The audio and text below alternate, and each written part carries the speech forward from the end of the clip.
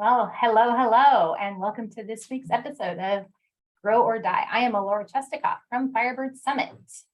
What's up, everybody? I am Lawrence Henderson from Boss LLC, and it is always a pleasure to get together with you, Laura. What is up? It is, and I'm liking the new glasses. Very nice. Thank you. Okay, well, so this week we got a topic, and I'm going to tee it over to you, my friend, and you can get us rolling. So it's funny this time of year, and for our listeners and everybody out there, don't know if you know, but there are certain times of year I get to play Professor Henderson, adjunct professor at Morehouse College, teaching leadership and professional development. And also, I am in my second year of my PhD program. And so there's all this transition happening in life. And I know you yourself, Laura, are experiencing some transition and seasons changing in you and your family's life. And it's been a minute. But what I'm coming to understand is the nuances of transition and how to not be overwhelmed by the emotions of change and the shifting of the tides. And so, just talking through transition and how do we navigate those things and all the mushy gushy stuff that comes up all throughout the process. So I love this topic because it doesn't seem to matter how many times you think you've nailed a transition and you've gotten really good at it. Give it a couple months and there's going to be another one. And then you're going to be like, crap, back to square one. I thought I just did this. So for me, this is one of those kind of evergreen topics that never fully goes away. And each time it taps something totally new and different, right? There are so many transitions that we might instigate, right? We might take a new job. We might get married. We might make a choice about something that kicks off a transition. And so I think those can often feel super empowering and exciting, maybe a little terrifying, but terrifying more in like a roller coaster way, not like getting audited by the IRS kind of way. Like it's, there's a lot of adrenaline, I think, that can really come out of those transitions when we think we're embarking on a new adventure, or there's something that, we've been striving for a long time and we're finally getting to do it. And then I think for me, the big delta is those transitions that we didn't see coming, we never would have asked for, right? A parent dying, a spouse getting sick, a child having some kind of, accident, like those kinds of things where all of a sudden it can completely shake up your daily life. And all you can think of was, shit, I never, ever planned for this. Or even if I thought about it as a worst case scenario, like it's still different, right? And so I think for me, those distinctions are probably pretty different in a lot of ways in terms of how we look at it. So which direction is on your mind today? All the above. And just some of you hit some of the things that are fresh for me as it pertains to just life, family, things hit home. And so this Friday will be my father's birthday, and the first one since his passing back in February. And what I've comforted myself with in transition is it's a new semester, and it always brings a smile to my face because of where I get to teach at Morehouse College, because their school colors are the same school colors that I used to see growing up around the house from his high school, Lyndon McKinley High School in Columbus, Ohio, maroon, gray, and white. And so every time I think about him and just miss him and all our conversations, that life transition, understanding that I'm in the middle of becoming and still transitioning and still processing through this next season of life for myself professionally and personally, without my father, but also I get to shape these professional minds, these young minds, and it's just really fresh on my mind. It's like fresh cut grass. It's all in front of me, and so these waves of emotion I've been navigating and processing, and the excitement of new business opportunities is something that has really made me shift in a totally different way. In particular, me and my wife working together full time, and her coming on board as my instructional designer, all has happened within the last week and some change. And so a lot of transition is happening. So it's all coming up. But in particular, just the gratefulness of the opportunity. And this speaks to, our topic on toxic positivity and how it can be overwhelming, but me really there being a level of gratitude to experience the opportunity of transition, of change. And there being a gratefulness for me to be present for it and to say thank you to wherever I'm at in the process. And so where are you finding yourself these days? So it's actually funny that it's your dad's birthday next week. So this last Saturday was my mom's birthday. And not only was it my mom's birthday, but my mom was actually born on her parents' first wedding anniversary. So like August 13th was like always the day in their family because it was my grandparents' anniversary. It was my mom's birthday. So it was always like this big thing. Well, my mom's been dead now for more than 30 years. My grandfather's been gone for more than a decade. So now it's just my grandmother. And so, fortunately, it was on a Saturday. Fortunately, I'm living close enough I could go visit so I could go see her. But for her, it's always a really, really hard day. And so, I went, visit her, took her shopping, did what we needed to do. We went out to lunch and it was good to be able to spend the day with her. I think the thing that's interesting is knowing kind of how that journey for me over time has changed, right? Like I was 13 when my mom died. And so, now that I'm, pushing 50, there's a big difference in what the daily implications of that are in my life, right? When you're 13, 14, 15, 16 years old, like, the no mom thing is a very big deal. And then over time, you adapt to that, good, bad, or otherwise, you adapt to it. And so, I have friends who, like you, were lucky enough to have their parents around for a very long time. And so kind of watching what that process looks like in an adult when I experienced it as a kid, and people will say to me now, frequently, well, don't you miss your mom? And I find that to be a really awkward question because the reality is like, I haven't had a mom for so many lifetimes. Like, I can't even kind of get my head around what that would be because I was 13. It's been a very, very long time. And so it's interesting to me to kind of see how the transition works for people when it happens at different phases of their life, because my experience was just so specific. It was definitely not what most people experience. And that's probably preferable for most people. But so to me, like watching kind of how different people experience it, or even just my grandmother, right? My grandmother, obviously she experienced it too, but it was her daughter. And then again, back to August 13th, kind of just being like a big day, now she misses my grandfather too. And so like, it's interesting for me to see that perspective. And even she, I think, has gotten a little bit more, I don't want to say philosophical, but more maybe able to appreciate and have that sense of gratitude. It's not the pain itself isn't as fresh, and the pain itself is not the overwhelming component, right? She, on Saturday, she, mentioned a couple stories about both my grandfather and my mom, which she doesn't do a ton, but she will occasionally. She did more on Saturday. And so things like that, I think is where you kind of see that there's a transition, even though sometimes it's really hard to witness it in someone else.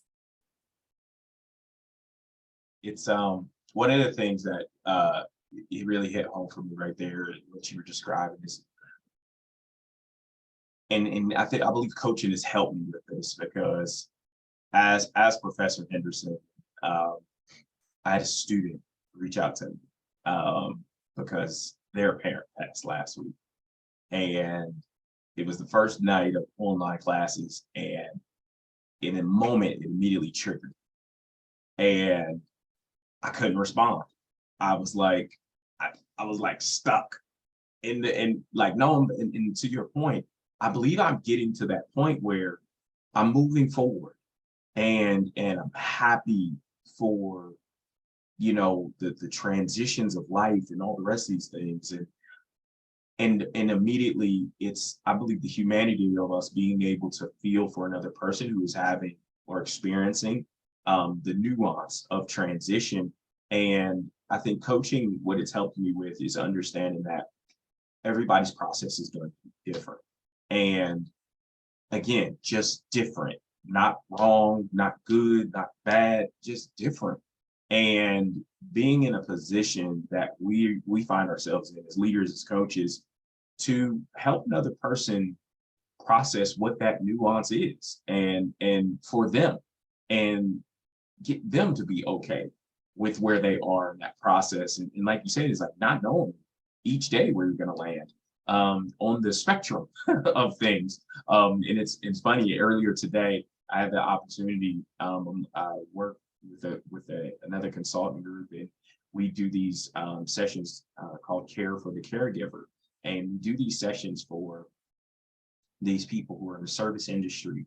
And I was engaging them on this topic of positive intelligence, and really this thought of how do we train our minds to not just be, again, rainbows, unicorns, and pixie dust, but really train our minds to see the path forward in a positive way, or a way that serves us and not detract from us. And I think when it comes to transition, and it comes to, you know, the nuance of change and what that looks like, I know in my past, and again, sometimes for a lot of people, there's that negativity bias that comes in, that, or there's that negative skew in the way we filter things, but really training our minds to really challenge what the message that we're processing, and how do we, again, use it to our benefit so that we can have an outcome that speaks true for us, and again serves us through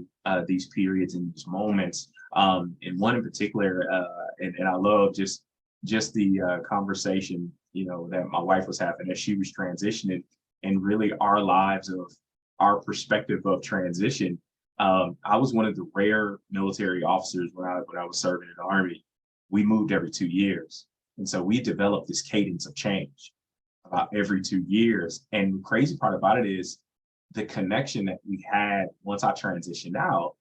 It's been 7.5 years, but every 2 to 3 years we started getting this itch that something needed to change. And the crazy part about it is her communicating her itch to move every several years, and whether that was, all right, I'm putting my name in the hat for a new position at work, or whatever it is. And it's funny how when it's unconscious to us, we just roll with the punches, or we have that opportunity to roll. But when we have to make these conscious decisions, potentially sometimes it causes pause. And that's been some of the things that have happened to us over the years, is when it was somebody else telling us to move or transition, all right, we roll with the punches. But when it was us needing to choose, then there was pause, there was hesitation.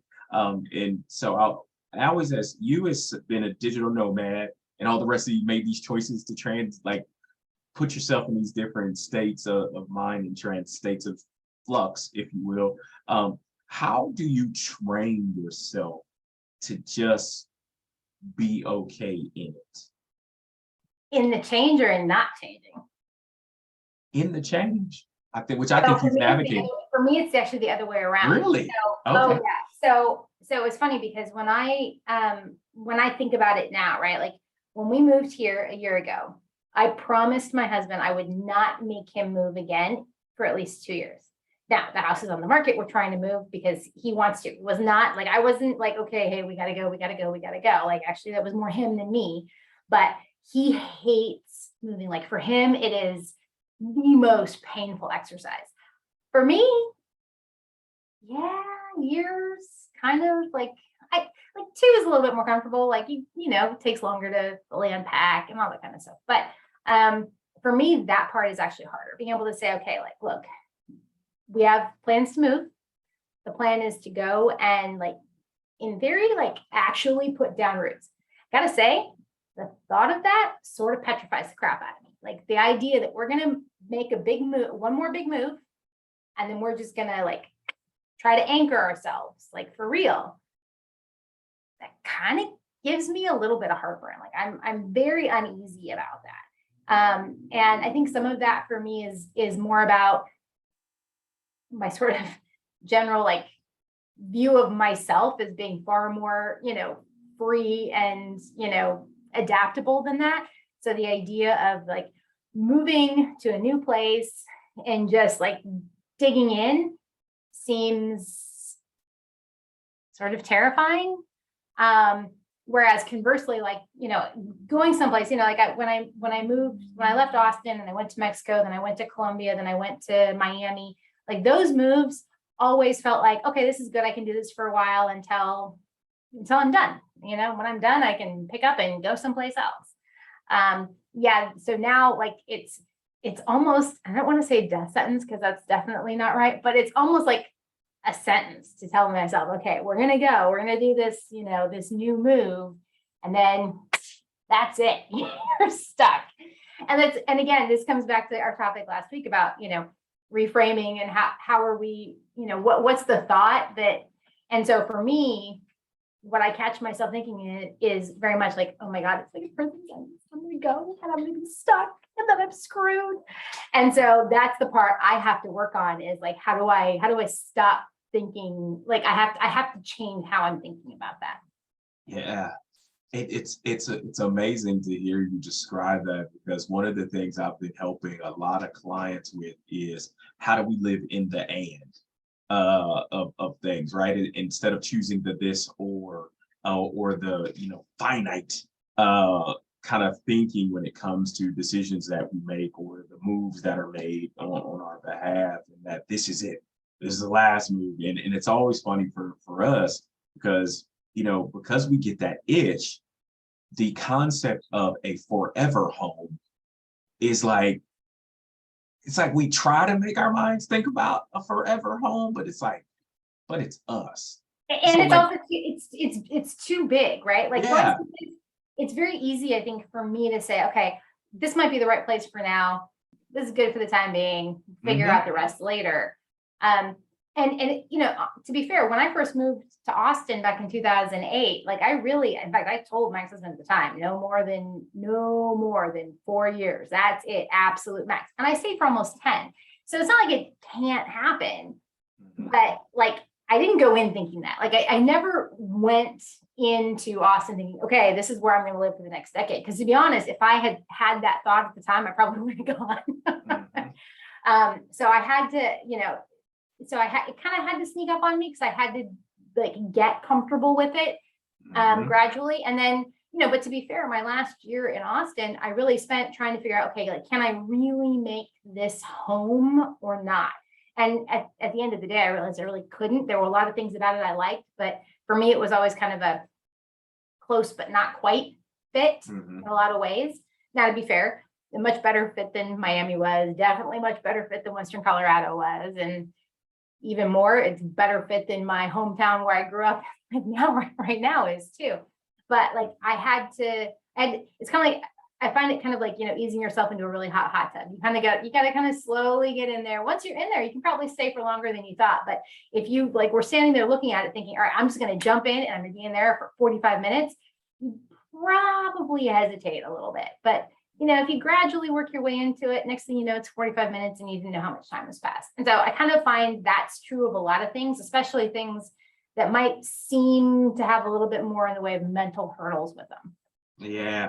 And that makes that brings up for me the what we've all experienced over the last several years, and how as we were navigating, depending on how you were feeling throughout the pandemic, and just the nuances of the next normal or all the rest of the things, and it felt like it would just never end, but we're on this side of it now, and now we're learning that, okay, all the things we were trying to write in pen, we actually need to make sure we have pencils and erasers to like, just for the nuance of it. Like, all right, don't make that a hard, not permanent marker. Don't put that in permanent mark, because who knows what it's going to shift to, which I think it's created these beautiful moments of opportunity that speaks to us actually operationalizing words like agility and flexibility and resilience and all these other things that again, people pontificate about, but it really is like, okay, what does it look like in practice to really engage in these things? And I think just the nuance of that I've experienced personally when it comes to just transitioning from military to corporate life to full-time business ownership and consulting and coaching and all these different things. It's just the way that I've been able to do it is that I've created guardrails, but they've been loosely held, right? Like you said, it's been nothing that's tied me down. It's like, this is the way it has to go. I use things as resources and as tools, not as my holy grail things that I need to check the box on. And I think as we begin to navigate, people really are going to figure out, like, what does this look like for me? And be true to that, which I believe you've done beautifully, is okay, blue hair today, pink hair tomorrow, purple hair the next week, and rock the mess out of it. And that's been your calling card. It's been your thing for some time now. And so I think just people giving themselves permission to play in these spaces of transition is something we may need some research on. Well, and I think actually I like the metaphor used about, pencils and erasers versus, permanent ink, right? I think that to me is, I think every time I find myself in a transition, whether it was self-imposed or externally imposed, I think the reality is that it almost always has broader ripple effects than I originally assumed, right? I think that's kind of a fundamental nature of most transitions. You can't usually pull a thread over here and not feel it tug at something over here. There's usually more implications than you start off assuming. But I think more than anything else, if there's anything that I think any transition kind of reminds you, is that nothing's really permanent.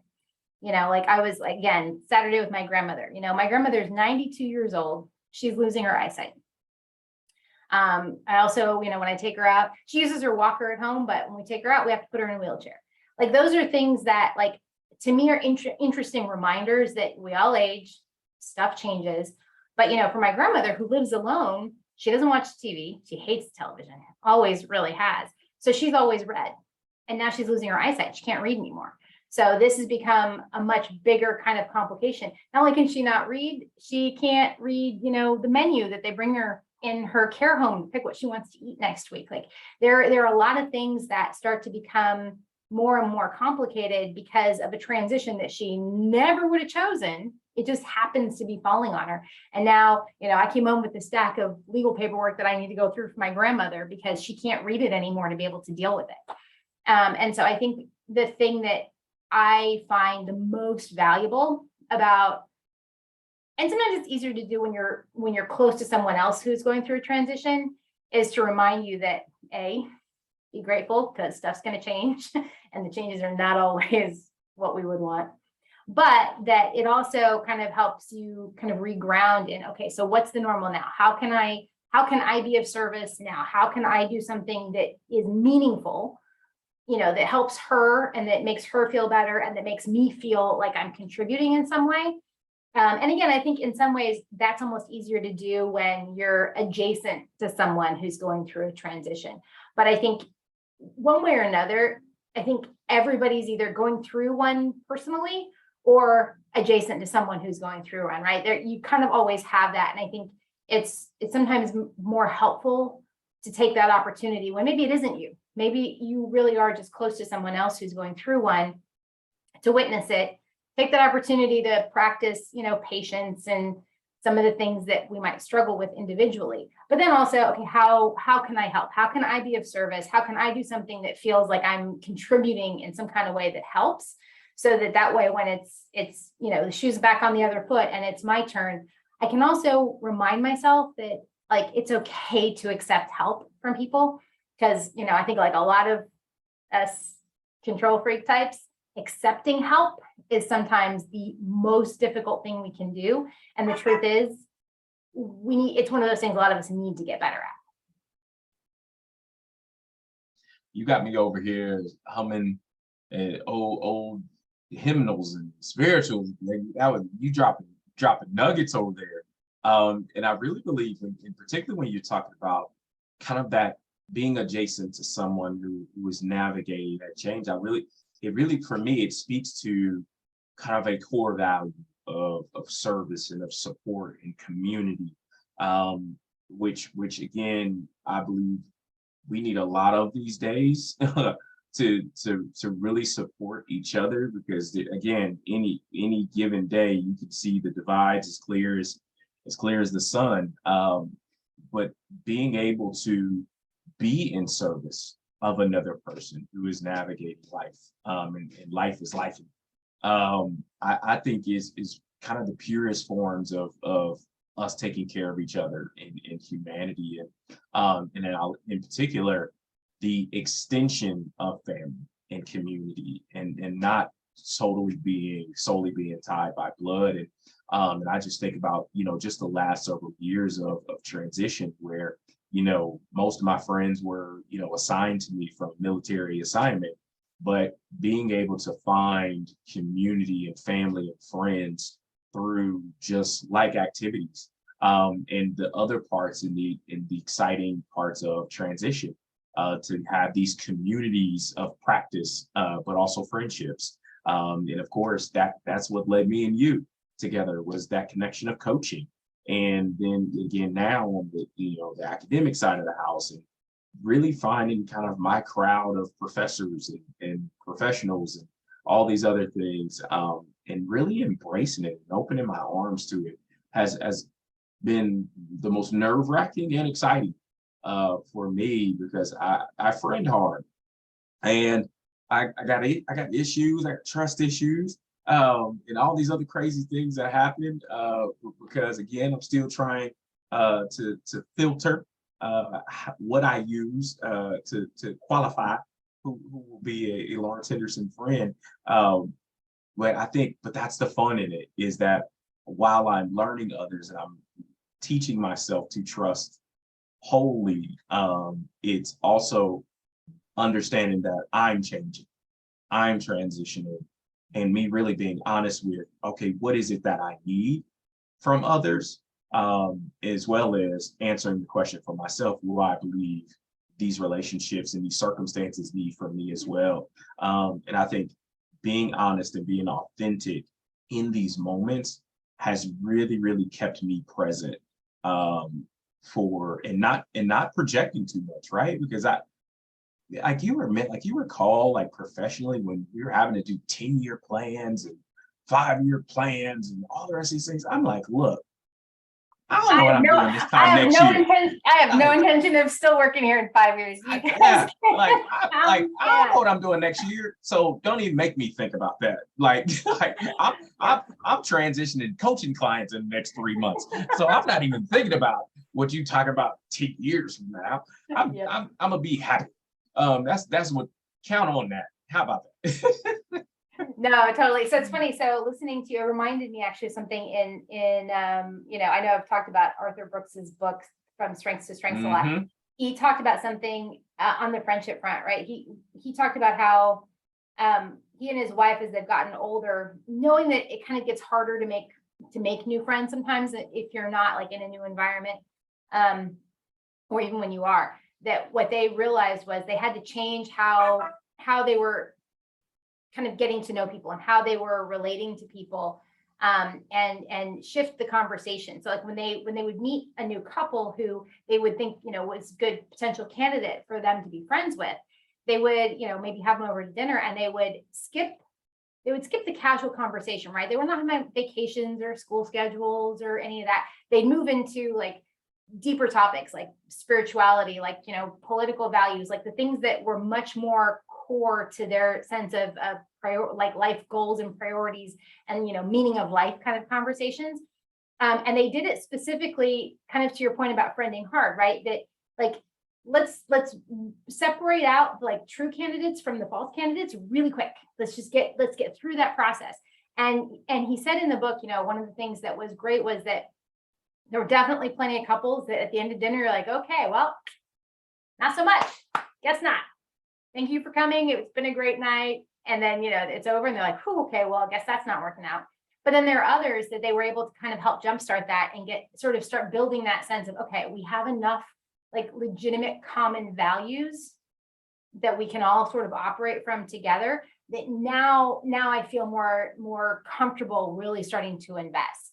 And I think that was a really, I think, useful construct, right? Because I think it can be super hard, and especially I think for couples, because a lot of times, individuals look for different things in friends, and sometimes it's very, I think there's almost nothing harder as a couple than to find another couple that you can both feel comfortable being friends with, right? That is so tough. Man, listen. So funny story. So in the military, I used to laugh at my wife because again, when you're not both in the military, like it's always it's something. Sometimes it's harder on the one who's not in from or working in the space that you're working in. And so my wife, as a civilian, um, would come to these events with me, these military events, and she was not signing up for this whole thing of military spouses need to be military friends. And I used to like try to force it on her, and she's like, that's your deal. But these women are weird. These spouses are weird. I want no parts of them. Like, I'll go home back to Ohio. Like, our first duty station was Savannah, Georgia. And like, she was like, I'll drive 14 hours back to Ohio before I stay here and go crazy trying to be friends with any of these crazies. And so it was funny because as she was like, and again, her trying to navigate her professional career, what next looked like for her, and thinking, and at the time, it was like looking back at it, I was like, dude, you were so insensitive to her transition and how she was processing this new life as a young spouse. But now also, dude, she has to navigate the next year without you. And like, what's that going to look like? And so when I came home, and the first thing she was like, oh yeah, we're going to church. And she was like, oh, let me drive because you don't know where the church is. And I'm like, oh, it's the church we went to before I left, right? She's like, oh no, I don't go there no more. She was like, and the crazy part about it, she was connected to now a woman who she was a co-teacher with.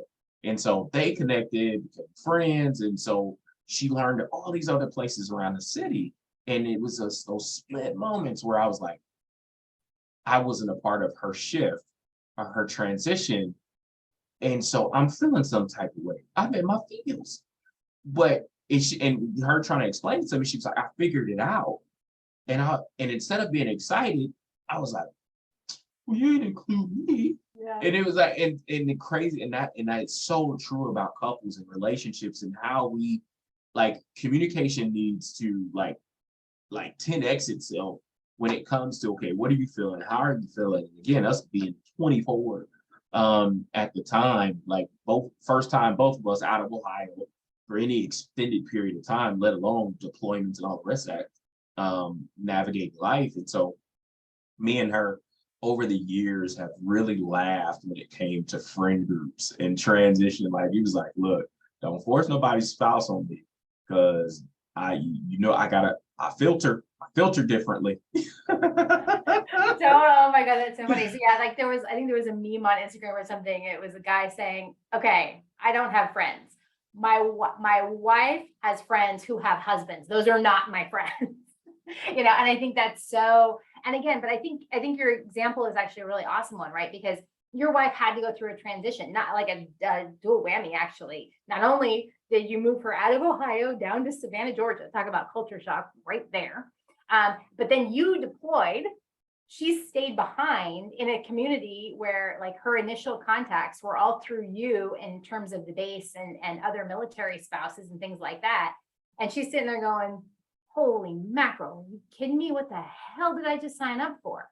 But to be fair, I think in some ways it was probably almost easier once you left, right? Because once you left, she no longer felt as much pressure to kind of get plugged into the military spouses thing. She was going to work, and it gave her window to be like, all right, look, he's gone. I'm trying to make the best of this. I'm going to make friends with people that I spend time with and that, have things that I have in common with, which is, where work friends sometimes really can be a lifesaver, especially in a situation like that. but you missed it because when you came home, all of a sudden, you thought you left her over here, she's over here, and you're like, wait, hey, what happened? Yeah, it's funny. So again, as we think about just this topic in and of itself, I think the themes of it are,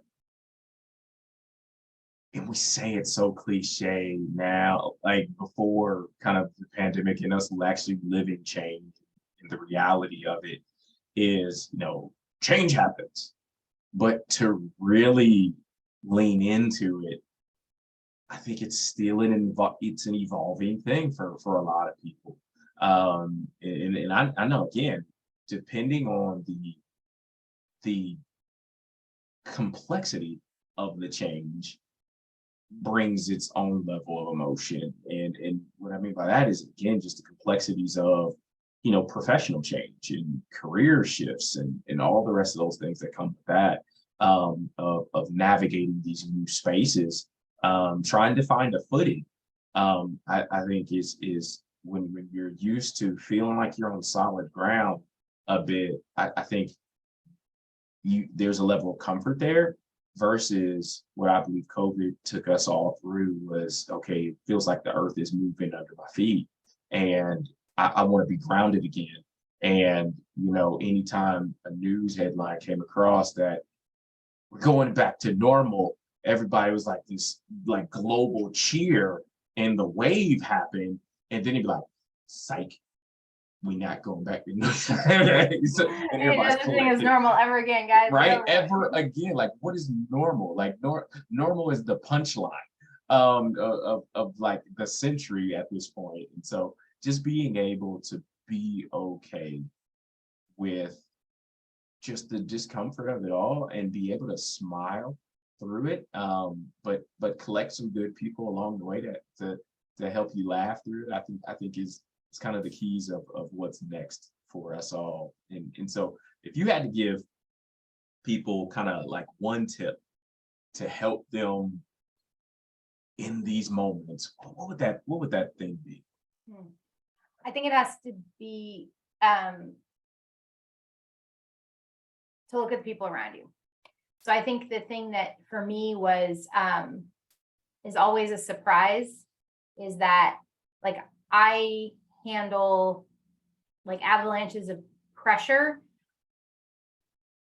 in a way that other people sometimes find abnormal, right? It was funny. My husband the other day he made a comment about, he goes, sometimes how you spend all this time, you wait for something and nothing happens. And then you make the first move. And then all of a sudden everything comes crashing down. Like everything starts moving at once. And he said that to me. And I looked at him and I laughed. And I said, I've never waited for anything in my life. Like, no, I don't know what it's like to just wait because you don't want to make a move. You're like just being stuck in that kind of like that starting gate, right? Like not moving. And he looked at me, he goes, oh, of course not.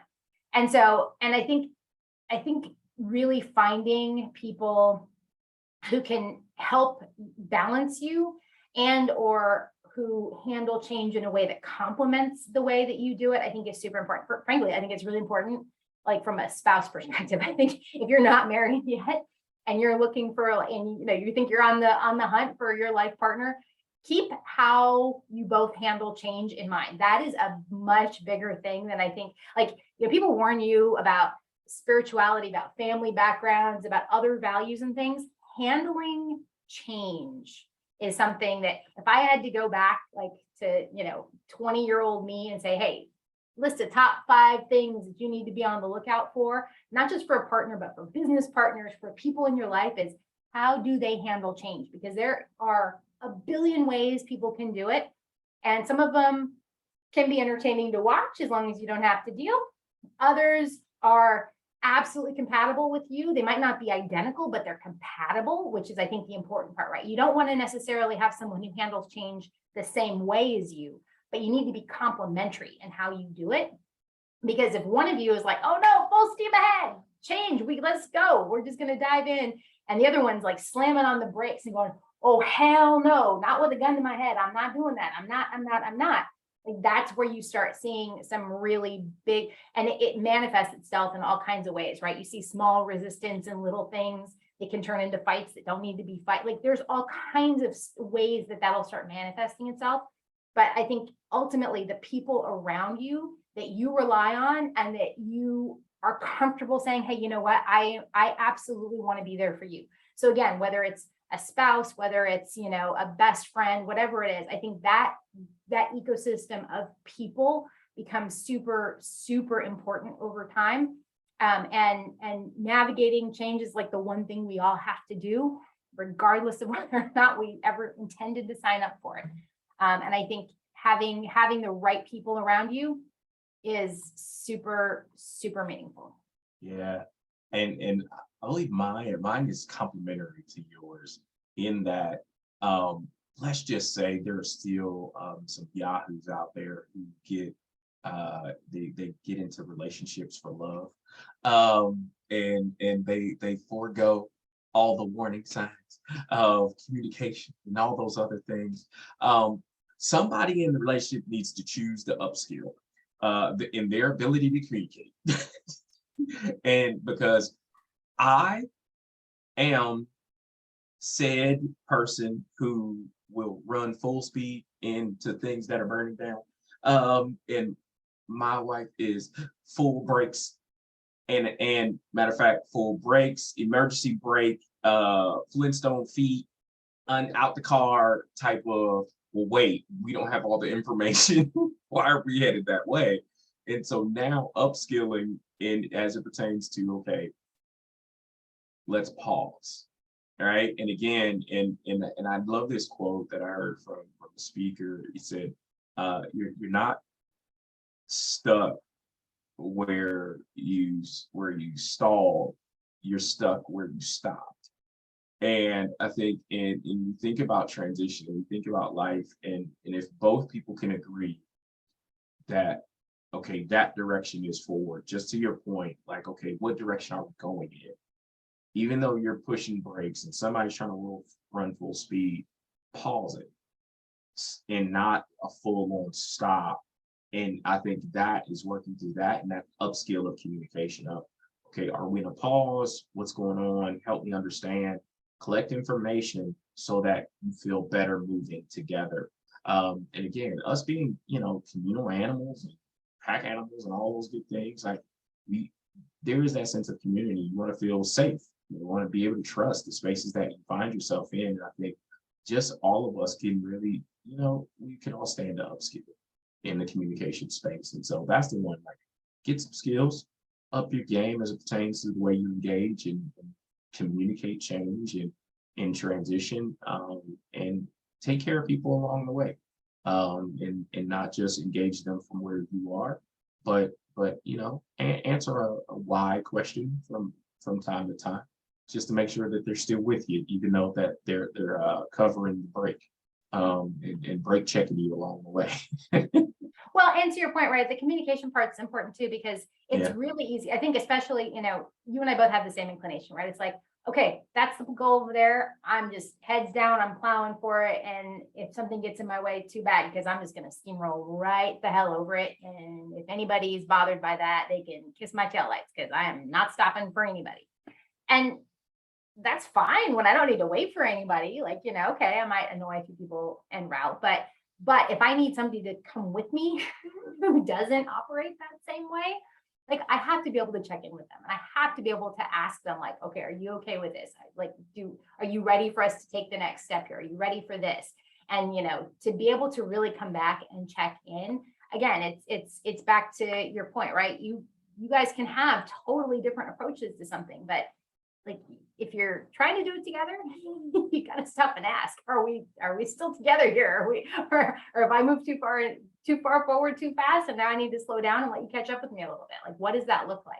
So yeah, I think the communication piece has to be something that you commit to, and really make sure that you're not like just, hey, I'm going. I saw a great video on Instagram where a woman and her husband were walking through the mall, and she has a voiceover. She says, I stopped walking with my husband and then videoed how long it took before he noticed. Like they were like upstairs in the mall. She stops walking and she starts videotaping him. And he keeps walking. He walks all the way around the perimeter of the mall. He goes down the escalator. He gets almost all the way to the door of the shopping mall. And she's filming him the whole time. She just stopped. She hasn't moved. And she's laughing. She's like completely cracking up as she's watching this. And she sees that he gets down to the door and turns to look for her, and like only then realizes that she stopped walking 3 minutes ago. And he's standing there looking around trying to figure out where she is. And she's like cracking up. But I think it's a fantastic metaphor for like, okay, let's not do that. Yep. It's only funny as a meme. It's not actually funny in real life. Mhm. Yeah, and I love that, because that, again, as we've been navigating this, it's, are you present for what's happening? And again, your surroundings. Do you get your head out of the sand, not and out of your own head, to be able to be aware of the things you actually need to take notice of and take action on. I tell you right now, that would have not went as well with laughter if I was the culprit in that scenario. I would have got something thrown at me, and all kind of stuff. So no, good for him that he had a partner who was willing to laugh about So it's funny. I would have laughed. My husband wouldn't have laughed though. He wouldn't have thought it was funny at all. it. Mhm. I love it. So Yeah, anyway. good one today. All righty, absolutely, sir. Well, thank you very much. And I hope you have a fantastic week, my friend. All right, you as well. See you later. Okay, take care. Bye-bye.